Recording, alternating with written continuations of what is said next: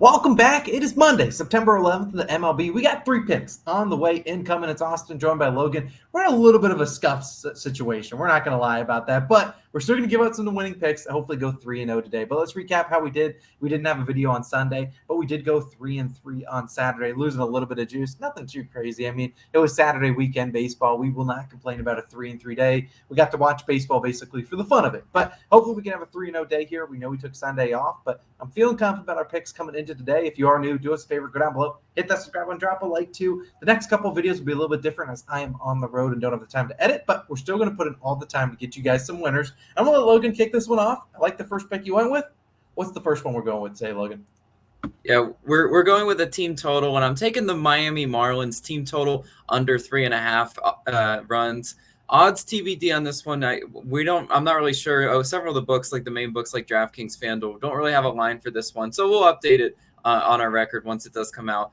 But guys, when you're looking at team totals and you're looking at this one, you set the 3.5 on some books. Like I said, not on the main books. So I'm curious where it does end up being. But at 3.5, that's just a disrespectfully low line. But it's low for a reason, because the Marlins, I do not envy their matchup at all. And this is kind of like going to be a really big matchup for both these teams, by the way. You look at who they're facing today, it's Brandon Woodruff. And look at Woodruff's K-prop. It's set to 7.5 at even odds. I mean, guys, that just tells you all you need to know right there. I mean, yes, that can change throughout the day, but it's opening at 7.5 even odds. Woodruff at home has an unreal 1.65 ERA and a 0.98 whip at home, a sub-2 ERA at home. I mean, good luck, Miami hitters. That's all I have to say. Woodruff is missing bats like there's no tomorrow. And it's just so impressive that he has a 13.22 K per 9 ratio at home this season. I mean, that's definitely one of the most elite pitchers in the league. And he's facing a Marlins offense that they get their hits every now and then. The Marlins 13th in hits, but they're 26th in runs on the road. And that's just not really going to cut it, because against Woodruff, you have to be efficient. You have to be able to get those timely hits. And all season long, I just really haven't trusted the Marlins to be able to get those timely hits. Look at the Marlins roster. They've seen Woodruff before, and they've gotten absolutely cooked by him. Well, they have a 169 batting average and a 31.7% K percentage against Woodruff in all their careers. I mean, this is a very ideal matchup for Woodruff, not an ideal matchup for the Marlins at all. And even when Brandon Woodruff does come out of this game, hopefully he could give us a solid 7 innings pitch. That'd be really cool. Six minimum, 7 would be kind of cool, because the bullpen is sort of taxed from yesterday a little bit, but several of their arms should be still available in this one. Look at over the last 2 weeks, the Brewers are 8th in bullpen ERA at a 3.03. So again, this is one of the best bullpens in the league. They're definitely top 5, top 10 if you want to look at it that way. I think with Woodruff and the Brewers bullpen, Marlins are going to have a really tough time scoring runs in this game. So I'm going to go ahead and take their team total under. But Austin, you got a run line for us? What you going with? Logan, you talked about being disrespectful. This next team that I'm fading has a team total set to 2.5, not just 3.5. They have it at 2.5, and the team I'm fading is going to be the Los Angeles Angels. I'm taking the Mariners -1.5, currently +105 on BetMGM. If Logan didn't touch on it, I'll touch on it again. We're going to update the pinned comment with the odds that we're rolling with for that pick. Plus, Logan's got a hit parlay in 2 seconds that we'll talk about. We'll update the pinned comment. We're recording this late Sunday evening. A lot of the books don't have a lines. They're going to bed early. They're going to post some lines, and we'll update the pinned comment once the video is live. But you should be getting good value on that Marlins team total under. I think we get good plus value on this Mariners pick that we're taking here. Now, you look at the matchups we got. We got Reed Detmers going for the Angels. We got Logan Webb going for the Mariners today. And while you won't see me take a team a home team to cover this -1.5 too often, I think we're in a good spot here, and I'm going to talk about why. Now, you look at how Detmers has fared this season. It's been worse on the road, 5.60 ERA on the road compared to 4.29 at home. And actually, if you look at his walks, this is a guy that sometimes struggles with walks. He has the identical number of walks on the road versus at home. The one difference is that he's thrown 25 less innings on the road, so he's given up free base runners. This is the Mariners team that I think can make him pay today. They've made him pay when they've seen him. The Mariners only a 21.5 K percentage versus Detmers in 65 PAs with a 316 batting average. So they've seen him well. His first start of the year did come against the Mariners, and they got tagged him for 2 earned runs, 3 unearned, and only 4 2/3 innings pitched. His second start just a month ago, 4 innings pitched, 9 hits, 7 earned runs. While I would love a 7 earned run type performance out of Detmers today, maybe we get a couple earned runs, and I think Logan Gilbert on the other side can hold it down. You look at Detmers' last start, he got out of some trouble.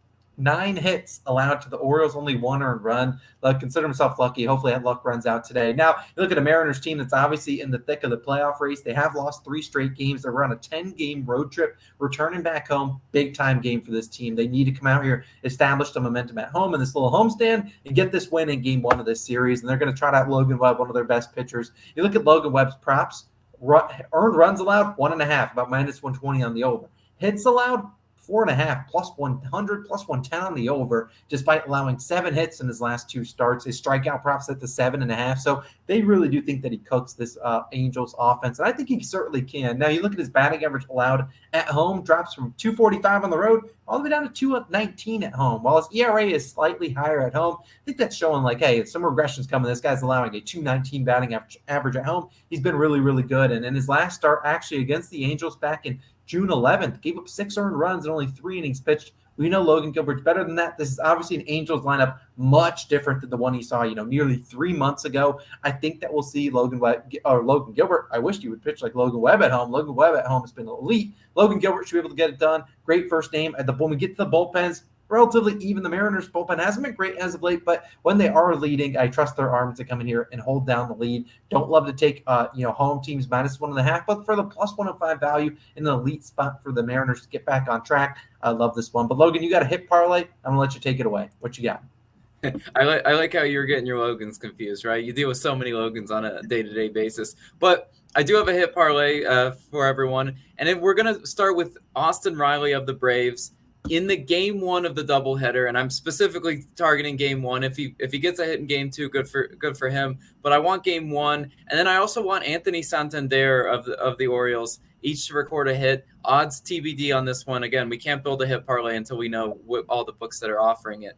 But let's start with Austin Riley. Again, he's the first leg of this hit parlay. Get your bets in early because this is like a 1 p.m. Eastern time game. And he faces Taijuan Walker in game 1 of the doubleheader. That's what I want because against Taijuan Walker, he's seen him before and he's hit him before. Against Walker, Riley, 4 for 10, batting 400. That's a really solid average, and I definitely think he should be able to get a hit for us today. Riley also has a hit in 4 straight games and should be able to just extend that to 5. He's one of the best hitters in the league, even away from home. We've always talked about Austin Riley's not as good away from home as he is, at home.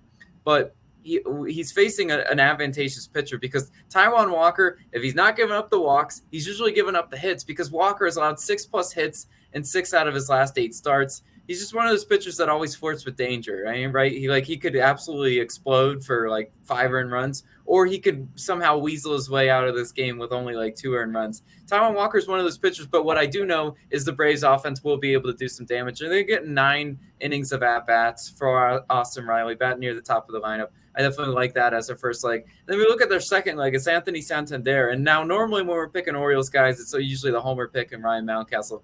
But this one, I do like Santander as a hitter. And you look at his matchup today, he's facing Dakota Hudson. And Dakota Hudson, not one of those pitchers I ever looked to back. Look at Hudson, 6.23 ERA and a 3.01 opponent's batting average allowed on the road. Those are pretty nasty numbers. And against lefties too, Hudson allowing a 264 batting average. We know Santander being a switch hitter can bat lefty and can bat righty.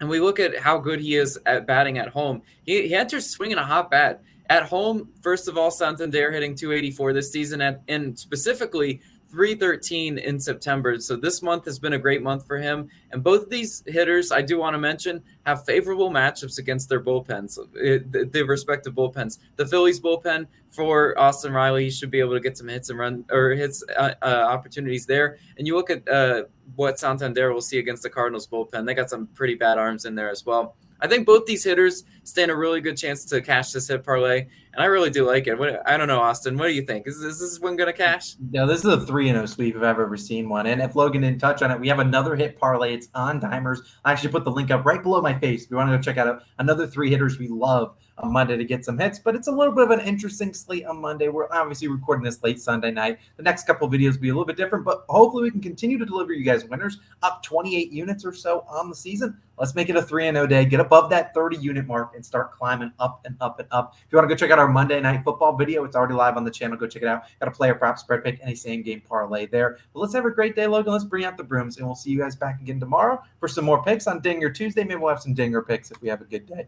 We'll see you guys then. Peace.